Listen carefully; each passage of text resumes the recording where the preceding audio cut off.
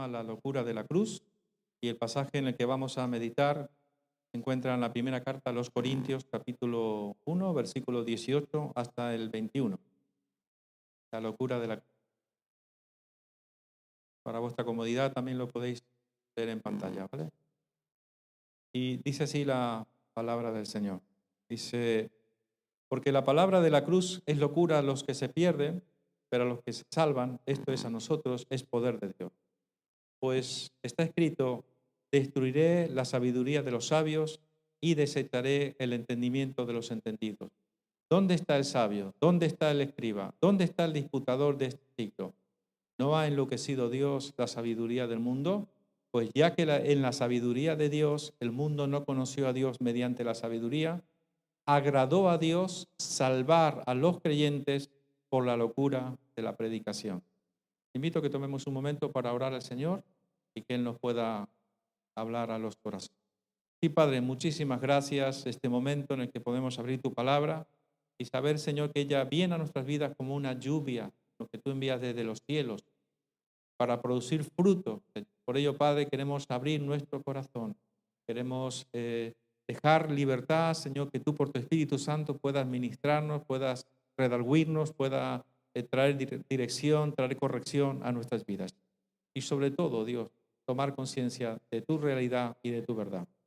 En el nombre de Jesús, tu Hijo amado. Amén. Bueno, el versículo que yo quisiera, el versículo que yo quisiera tomar a modo de reflexión principalmente se encuentra en el versículo 18. Dice, porque la palabra de la cruz es locura a los que se pierden, pero a los que se salvan, esto es a nosotros, es poder de Dios.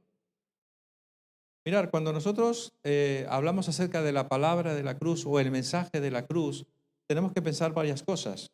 Tenemos que viajar en el tiempo, hace unos 2000 años atrás, donde según el historiador, en este caso Flavio Josefo, un historiador judío, que fue el que nos dejó algunos documentos donde nosotros podemos ver que la muerte en la cruz era algo que se practicaba habitualmente ya mucho antes de la crucifixión de Jesús, hace 2000 años. O sea que hablamos del siglo II, siglo III antes de Cristo, ya los romanos practicaban este tipo de castigo a las personas. Recordar que el Imperio Romano, cuando ellos conquistaban, o te rendías o morías, no había término medio. Y los que se rebelaban contra el Imperio Romano, muchos morían en la cruz crucificados. Era algo habitual y normal, ¿vale? De hecho, se hablan de cifras bestiales de 30.000 personas crucificadas, por ejemplo, por los distintos emperadores romanos. Era algo totalmente normal y habitual en aquel tiempo. Y claro, el punto es que este pasaje nos dice que el mensaje de la cruz, ese mensaje de la cruz, para algunos dice que es locura, pero para otros, y esto es para nosotros, es poder de Dios para nuestra salvación. Entonces tenemos que ver que el mensaje de la cruz, cuando nosotros miramos el mensaje de la cruz, vemos que hay, vamos a decir así, dos bandos. Está por una parte los que reciben el beneficio del mensaje de la cruz, y por otra parte están los que dicen que el mensaje de la cruz es una locura. Y tenemos que hacernos esa pregunta: ¿por qué hay otros que piensan que el mensaje de la cruz es una locura? Y en otra versión inclusive llega a decir que es una tontería, es un disparate, podemos pensar también, ¿vale? Es un absurdo que un mensaje de la cruz pueda traer ningún beneficio a nuestras vidas. Ahora tenemos que situarnos, como digo, hace 2000 años atrás, cuando surge el cristianismo a través de la persona de Cristo. Cristo muere en la cruz.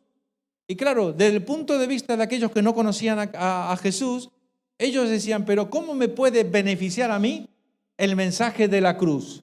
De un hombre que era carpintero, que lo mataron los romanos en una cruz, que por más que sea culpable, que sea inocente, pero ¿cómo puede ser de ese carpintero que mataron en la cruz?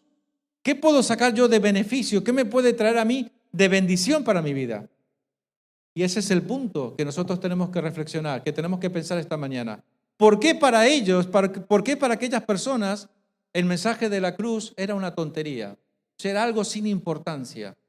Claro, para los sabios de aquella época, para ellos el mensaje importante al que ellos prestaban atención era el mensaje de las enseñanzas de Platón, de Aristóteles, del Epicurio, todos los sabios de aquella época, que daban mensajes filosóficos muy atractivos para la época.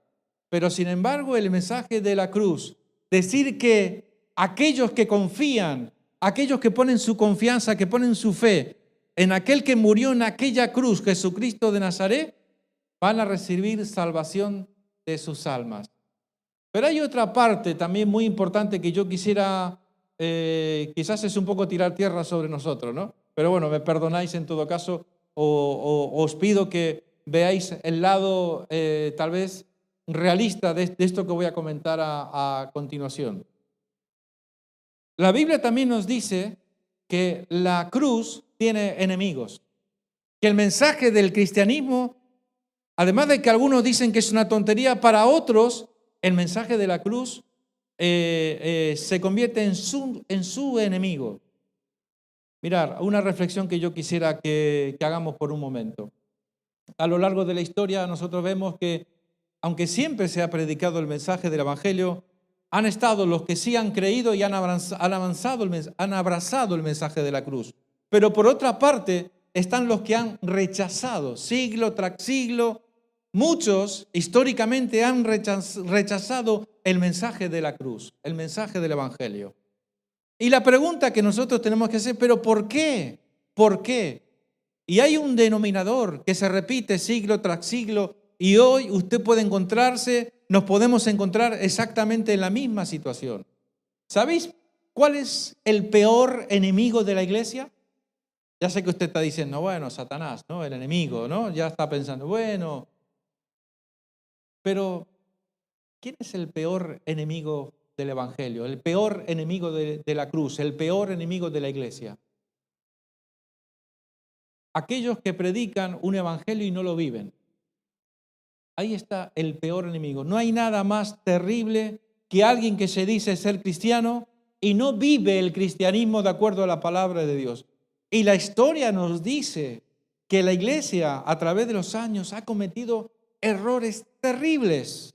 Ha hecho muchísimo daño en el nombre de Dios. Por eso, por ejemplo, un hombre tan reconocido y tan admirado como Mahatma Gandhi, ¿verdad? ¿Quién no sabe, no? El hombre de paz, el no violencia y todo esto. Él, cada vez que alguien le predicaba el evangelio, le daba el mensaje de la cruz, él siempre tenía la misma respuesta. Y él decía, yo no tengo ningún problema con el Cristo de la cruz. No tengo ningún problema con Cristo. Con el que yo tengo problema es con los que se llaman cristianos, con los cristianos.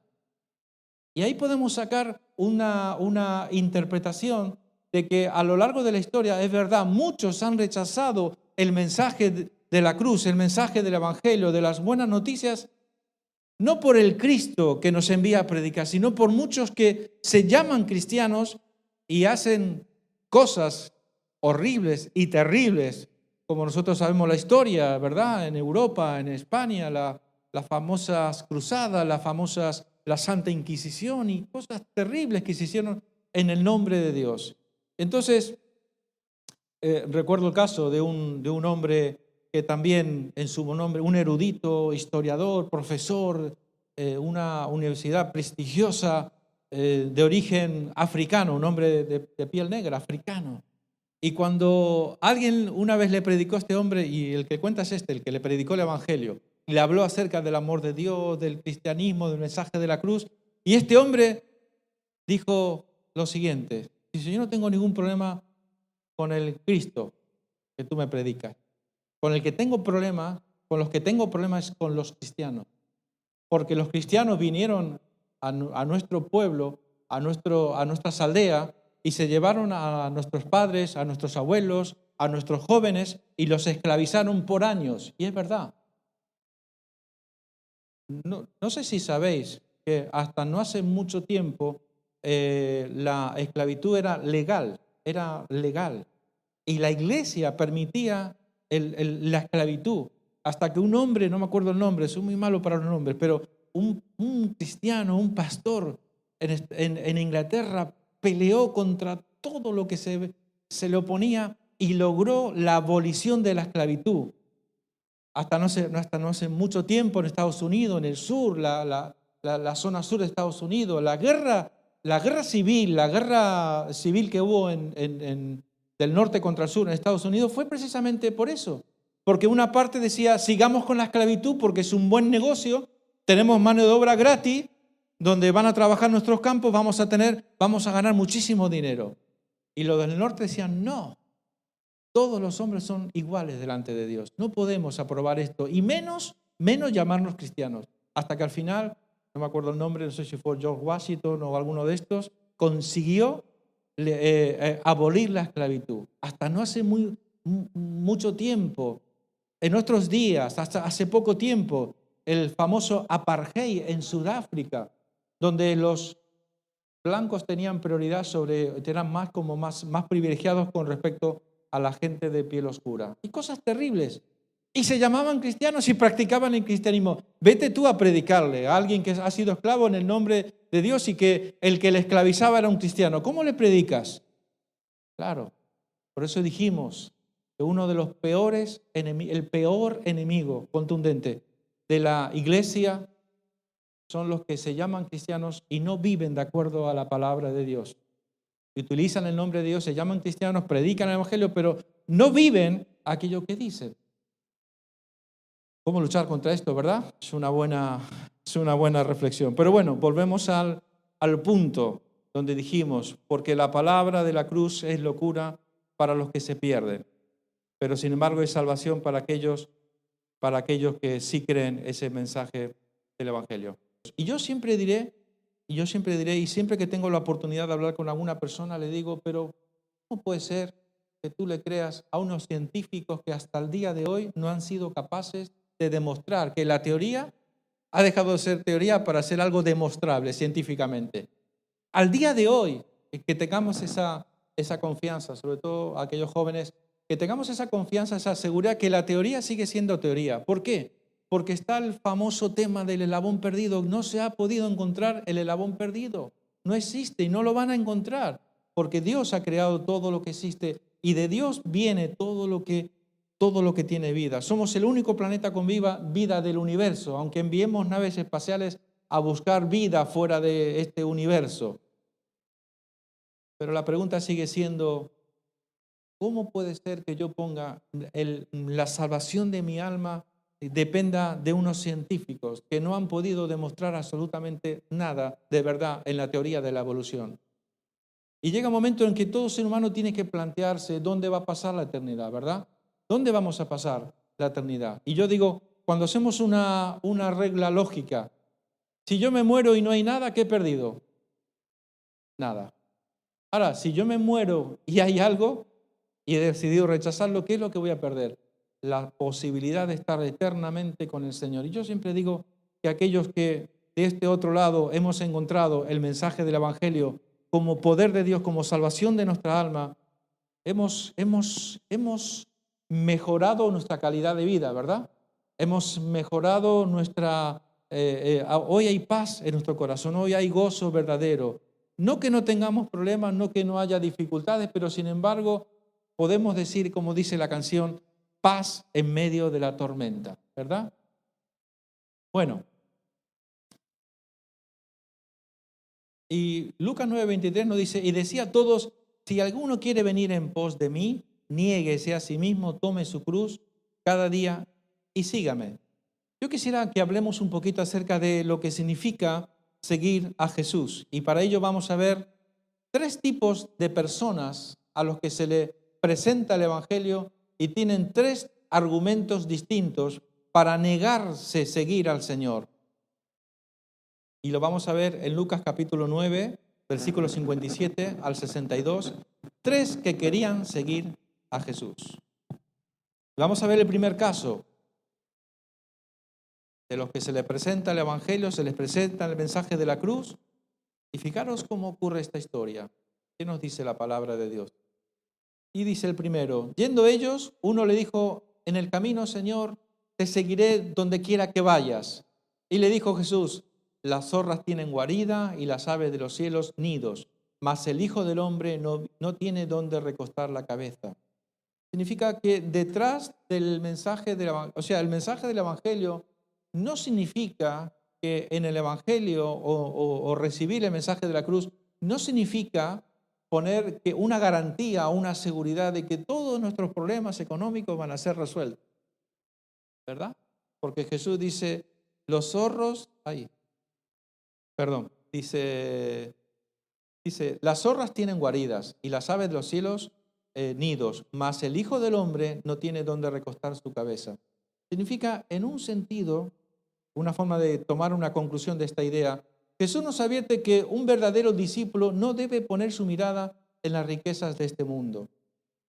Uno de los mensajes que tiene el Evangelio o la palabra de Dios, como bien sabéis, es que el amor al dinero es el raíz de todos los males. ¿Y cuántos sabemos que la mayoría de las guerras, los asesinatos, los engaños, las estafas, todo viene porque alguien que ha decidido en un momento dado, voy a ser rico como sea, aunque tenga que matar, aunque tenga que robar, aunque tenga que ir a la guerra, aunque tenga que hacer... Toda raíz de mal en el mundo, siempre el origen será el dinero, el querer tener más de lo que necesitamos. Entonces, hay un mensaje claro que el mensaje del Evangelio, el mensaje de la cruz nos quiere decir cuando meditamos en un pasaje como este.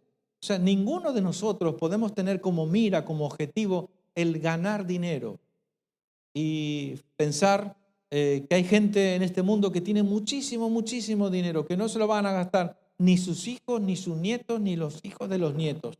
Muchísimo, miles y miles de millones de euros. Y la pregunta es, ¿podrás llevarte un solo euro el día que te mueras?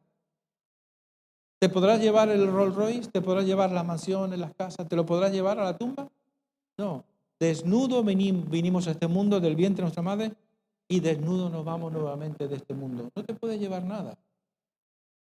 Y una forma de poder entender esto es cuando nosotros pensamos en ser ricos o poner la mira en lo económico aquí, para tener aquí en la tierra. Pero qué distinto es cuando un cristiano ha entendido el mensaje del Evangelio y se da cuenta que no vale de nada ser rico aquí para luego ser pobre allí. El lugar donde nosotros tenemos que acumular nuestras riquezas, dijo Jesús, es allí en los cielos. Ahí donde tú puedes tener tesoros. Es como el chiste ese que alguna vez os he contado, ¿verdad?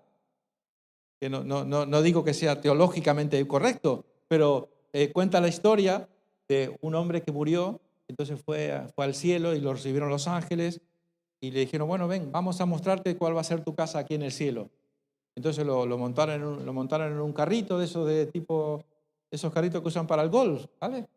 Y entonces iban por un barrio, unos chalés, unas mansiones, unas casas, unos jardines, impresionante. Y él ya se hizo la idea, bueno, a mí me van a dar una casa como esta, así, bien grande, una mansión tremenda. Y conforme iban avanzando, empezaron a llegar a un barrio donde las casas ya no eran tan bonitas. Y siguieron avanzando, y al final llegaron en Argentina nosotros decimos la villa, ¿no? La villa la gente hace su casa con chapitas, con cartones, con 4 tablas, chabolas, ¿no? Y resulta que cuando llega ahí le dice, bueno, esta va a ser tu casa, le dice a este hombre. Y este hombre dice, pero esta va a ser mi casa. Sí, es que con lo que tú has mandado de allí abajo es lo único que te hemos podido hacer. O sea, era un hombre amarrete, que nunca mandó nada para allí arriba, nunca invirtió donde verdaderamente debemos de invertir, que es en el reino. Y no me refiero a la parte económica, evidente, eso es lo menos importante en todo caso, pero me refiero a que cómo administramos nuestras vidas. Vivimos una vida donde nuestro objetivo es solamente trabajar, tener, y a veces no sabemos ni para qué, ¿no? Es como la historia de ese... Hoy estoy lleno de historias. Como ese pescador que dice que estaba un hombre pescando tranquilamente, entonces llega otro a pescar y se pone al lado y le dice, oye, pero ¿por qué no te compras un bote y te metes adentro mar adentro, y entonces vas a poder pescar más porque allí hay más peces? Y después te compras más cañas y después te compras una red y empezando a animarle. Y después esos peces que tú vendes, vas a poder comprar un barquito un poquito más grande, y si tienes un barquito más grande, ya entonces vas a sacar otros miles de peces, y entonces después comprarás un segundo barco, un tercer barco, y tendrás una flota de barcos, y entonces vas a ser multimillonario. Y entonces el que estaba pescando tranquilamente le dice, ¿y para qué? Le dice, porque entonces vas a tener tiempo para hacer lo que te gusta, le dice. Ah, dice, ¿y qué es lo que te gusta? Le dice, pues esto que estoy haciendo, no sé si entendéis. O sea, toda esa vuelta que hizo en su imaginación, al final para terminar exactamente donde estamos. Y a veces es verdad que no sabemos valorar las cosas que tenemos. Y siempre estamos pensando en las esas cosas que vamos a tener, pero que quizás nunca las tengamos. Y qué infelicidad más grande la vida de un ser humano cuando no sabe disfrutar lo que ya tiene, ¿verdad? Dios nos dé sabiduría y abra nuestros ojos y sepamos disfrutar aquellas cosas que ya tenemos. Por tanto, Jesús nos advierte que un verdadero discípulo no debe poner su mirada en las riquezas de este mundo. Nuestra mirada tiene que estar puesta en las cosas de arriba. Aleluya. El segundo caso, bueno, aquí está, dice otro versículo que me quedó aquí colgado. Dice, hermanos míos, amados, oíd, no os ha elegido Dios, no ha elegido Dios a los pobres de este mundo para que sean ricos en fe y herederos del reino que ha prometido a los que le aman. Y esto es una promesa para nosotros, ¿verdad? De la palabra del Señor. Pobres aquí, pero ricos en los cielos. Aleluya. Donde pasaremos la eternidad con el Señor. El segundo caso que nos presenta, Lucas 9, 59, 60, también nos dice, y dijo a otro, sígueme. Y él le dijo, Señor, déjame que primero vaya y entierre a mi padre. Jesús le dijo, deja que los muertos entierren a los muertos y tú ve, anuncia el reino de Dios. Cuando nosotros a simple vista leemos un pasaje como este y no ignoramos el contexto del pasaje o lo que realmente quiere decir, este hombre lo que estaba diciendo es cuando esto de que voy e entierro a mi padre. No es que el padre estaba muerto y tenía que ir a enterrarlo. No, su padre estaba sano, su padre estaba vivo y sano. Y él estaba diciendo, deja que mi padre se haga mayor y cuando ya mi padre se haga mayor y muera de viejo, cuando tenga que morirse, lo enterraré, entonces me quitaré la responsabilidad y entonces voy a venir y te voy a servir, ¿verdad? Eso es lo que en realidad está diciendo el pasaje. Y yo lo he concluido con esta frase, dice, también nos advierte cuál debe ser la prioridad de un discípulo. Por eso le dijo, deja que los muertos entierren a los muertos. Nosotros entendemos a la luz de la palabra del Señor que aquel que no ha entregado, que no ha tenido un encuentro personal con Jesucristo, literalmente, según la Biblia, está muerto, ¿no? Está muerto. O sea, no tiene vida físicamente, como hemos enseñado en alguna ocasión, tiene vida físicamente, pero sin embargo está muerto espiritualmente. Y para el Señor lo que vale es aquellos que tienen vida espiritual, que tienen la vida de Dios en ellos, que han recibido, que han aceptado a Jesucristo como su único y suficiente Salvador. Y voy a avanzar otro poquito más. El tercer caso que nos presenta en el versículo 9, 61 al 62 nos dice, entonces también dijo a otro, te seguiré, Señor, pero déjame que me despida primero de los que están en mi casa. Y Jesús le dijo, ninguno que poniendo su mano en el arado mira hacia atrás es apto para el reino de Dios. Porque todo el que quiera salvar su vida, la perderá. Y todo aquel que pierda su vida por causa de mí, éste le salvará. Dice, pues, ¿qué aprovechará al hombre si ganare todo el mundo y se destruyere o se pierde a sí mismo? Está diciendo en un sentido que las personas debemos de tener claramente nuestro sentido de propósito. Y vamos a ver un ejemplo como el apóstol Pablo, en un momento de su vida, él tiene claro este principio y nos lo dice en la carta a los Filipenses, capítulo 3, versículo 8. Y fijaros, aquí es el apóstol Pablo diciendo, es más, todo lo considero como pérdida por razón del incomparable valor de conocer a Cristo, Jesús, mi Señor, por él lo he perdido todo y lo tengo por estiércol a fin de ganar a Cristo.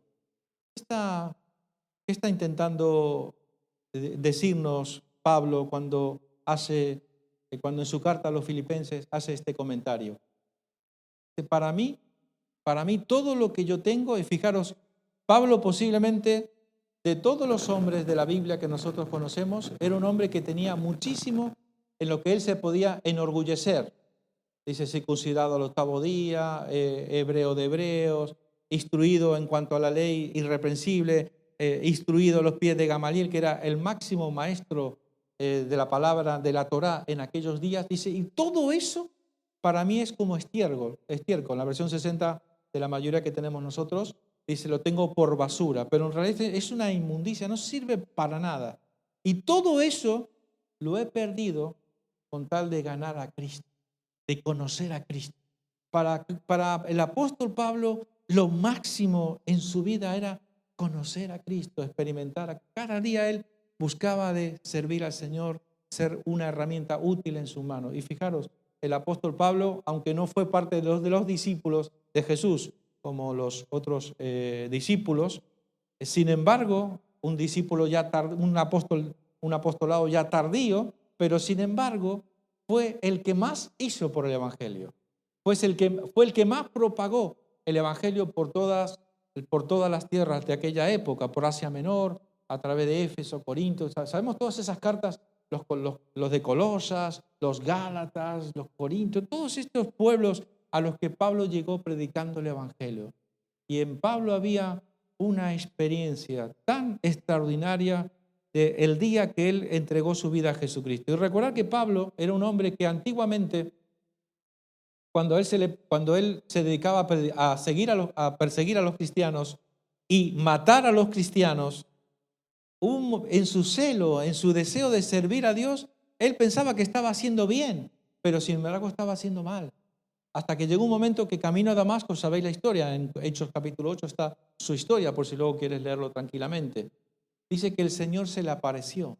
Y ese fue el momento en el que Pablo tuvo un encuentro con el Señor que cambió su vida de una vez y para siempre. Y pasó de ser un hombre que perseguía a los cristianos a ser alguien que predicaba a los cristianos, que predicaba el cristianismo a todo el mundo que no era cristiano. A tal punto fue tan controvertida la experiencia o la conversión del apóstol Pablo que algunos llegaron a pensar que Pablo se hacía el cristiano y que entonces él en realidad lo que era una estrategia para capturar cristianos y luego llevarlos detenidos para que luego fueran muertos, fueran asesinados por causa de Cristo. Pero sin embargo luego se dieron cuenta que Pablo realmente había tenido un encuentro personal con Jesús y su vida cambió y nunca más fue la misma. Y desde aquel día hasta el día que murió decapitado en Roma por los romanos por causa de predicar el Evangelio, hasta el último día, hasta el último aliento de su vida, la única pasión, el único deseo que había en su corazón era predicar el Evangelio o el mensaje de la locura. Y muchos de los que de hecho hemos empezado en Corintios, donde es una carta de Pablo hablando acerca del mensaje de la cruz. El mensaje de la cruz es locura, el mensaje de la cruz es tontería para algunos, pero sin embargo para nosotros es poder de Dios para salvación. Y hay un momento en el que nosotros tenemos que tener este discernimiento que tuvo Pablo. Para muchos de los que predicamos el Evangelio se les presenta el reto de decir, tú estás loco, ¿dónde vas con ese mensaje? A mí me ha pasado muchas veces y posiblemente a ti te ha pasado. Es que nos va a seguir pasando, nos va a seguir ocurriendo, que muchos no llegarán a entender. Yo hasta el día de hoy no entiendo por qué algunos cuando les predicamos el Evangelio con tanta facilidad pueden entender el mensaje del Evangelio. Y yo me pregunto, ¿no será que muchos han sido afectados por otros que dicen ser cristianos y no son cristianos, sino que han visto en cristianos el tropiezo para no creer? Por eso, hermano, recuerda que el mensaje del Evangelio no consiste tanto muchas veces en una predicación de palabras. El corazón del Evangelio, el mensaje central del Evangelio, fundamentalmente consiste en nuestra forma de vivir, consiste en nuestra forma de cómo vivimos nuestra vida. Y eso es posiblemente el mensaje más potente, más poderoso que nadie jamás podrá resistir. Porque cuando el mundo vea que nosotros, el mensaje que decimos es el mensaje que vivimos, o la vida que vivimos va acompañada del mensaje que nosotros predicamos. Y esto es el evangelio, que es poder de Dios para salvación. Y yo creo que el día que la iglesia tome conciencia que nuestro peor enemigo, el peor enemigo del evangelio, es precisamente cuando no vivimos aquello que predicamos, lo que hace es que distancia a la gente, provoca que la gente quiera rechazar el mensaje del evangelio. Veamos un pasaje de las Escrituras que se repite en 3 de los evangelios. Jesús, con mucha sabiduría, dijo en 3, lo dijo una sola vez, pero 3 de los evangelistas registraron estas palabras de Jesús. Entonces Jesús dijo a sus discípulos: si alguno quiere venir en pos de mí, niéguese a sí mismo y tome su cruz y sígame. Esto lo dijo Jesús. Pero también, además de Mateo, también lo dijo en Marcos, otro evangelista que registra. Dice, y llamando a la gente y a sus discípulos les dijo: si alguno quiere venir en pos de mí, niéguese a sí mismo, tome su cruz y sígame. Por último, Lucas 9:23, y decía a todos: si alguno quiere venir en pos de mí, niéguese a sí mismo, tome su cruz cada día y sígame. Aún hoy hay muchos que rechazan el mensaje de la cruz. Pero fijaros, dice, porque por ahí andan muchos, de los cuales os dije muchas veces, y aún ahora lo digo llorando, que son enemigos de la cruz de Cristo. Y esto está hablando en un contexto, ahora ya es un poco un mensaje para la iglesia, un poco más personal. Fijaros, cuando habla acerca de enemigos de la cruz, ¿qué está diciendo? Está diciendo que aquello que Jesús enseñaba acerca de el que quiera ser mi discípulo, dice, niéguese a sí mismo, tome su cruz y sígame cada día. El mensaje de la cruz, el contenido principal del mensaje de la cruz consiste en morir a nosotros mismos. Pablo lo dijo, ya no vivo yo, mas Cristo es el que vive en mí. ¿Qué significa? Que yo ya, en un sentido, muero a mi viejo hombre, naturaleza pecaminosa, naturaleza de pecado, para entonces experimentar lo que se llama el nuevo nacimiento. Y aquí me quiero, si me permitís, quiero comentar algo importante. Fijaros, cuando hablamos de una persona cristiana tiene 2 momentos, 2 etapas en su vida de conversión.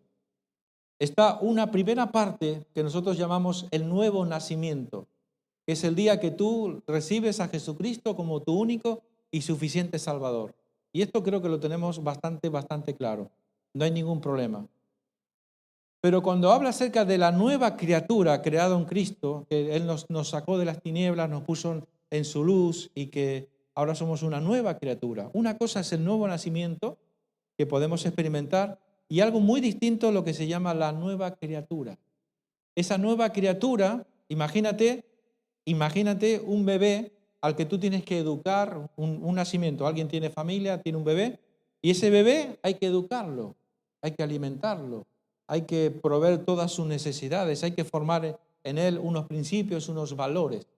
Y aquí yo creo que muchas veces como iglesia hemos fallado. La iglesia se ha desviado muchísimo de lo que es la verdad central del Evangelio. El Evangelio, como decíamos el otro día, el Evangelio que hoy se nos predica, el Evangelio que hoy está a la orden del día y que se vende como pan caliente, digamos, ¿no? Es el famoso Evangelio de la prosperidad, el Evangelio del positivismo, del emocionalismo, donde buscamos el triunfalismo y todo este tipo de cosas que al final no producen cambio, no produce transformación en la vida del creyente. El verdadero cambio, el buen crecimiento, el buen desarrollo en la vida de un cristiano que ha nacido de nuevo es cuando tú le hablas acerca de que el verdadero discípulo de Cristo tiene que negarse a sí mismo y tiene que tomar su cruz y tiene que seguir cada día tomar su cruz y cada día seguir al Señor. ¿Qué significa esto? En otras palabras, estar dispuestos a morir a nuestro yo. Porque a veces también es verdad que nuestro peor enemigo somos nosotros mismos. Los seres humanos tenemos una tendencia a querer movernos por lo que sentimos, por lo que pensamos. ¿Por qué no se podía decir Jesús es el Señor? Porque cuando dices que Jesús es el Señor, el Kyrios, significa que Él manda y yo obedezco. Significa que a partir de ese momento yo ya no tomo decisiones en mi vida. Las decisiones las toma el Señor por su Espíritu Santo guiándome hacia lo que Él tiene, o cuando medito en la palabra del Señor. Y cuando nosotros meditamos en la palabra de Dios, Dios nos habla, Dios nos guía, Dios nos muestra el camino. Y Dios por su Espíritu Santo también trabaja en nosotros ante una decisión importante en nuestras vidas, y Él nos dice que nos da paz y que la paz tiene que ser la que guía nuestras vidas, ¿no? Lámparas a mis pies tu palabra, lumbrera mi camino. Él por su palabra también nos guía cada día. Y cuando nosotros más conocemos del Señor, cuando más meditamos y estudiamos la palabra, a veces tendremos que orar menos por decisiones que tenemos que tomar, porque ya sabemos lo que la palabra dice con respecto a esa situación, ¿vale? Dijimos entonces, el mensaje de la muerte de Cristo en la cruz parece una tontería a los que van a la perdición, pero este mensaje es poder de Dios para los que vamos a la salvación.